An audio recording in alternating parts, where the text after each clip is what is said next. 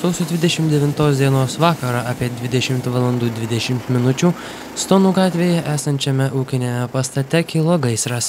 Į įvykio vietą atskubėjo 3 ugniagesių mašinos ir greitosios medicinos pagalbos medikai. Mažą medinį pastatą su visais jame buvusiais mediniais daiktais greit apėmė ugnis.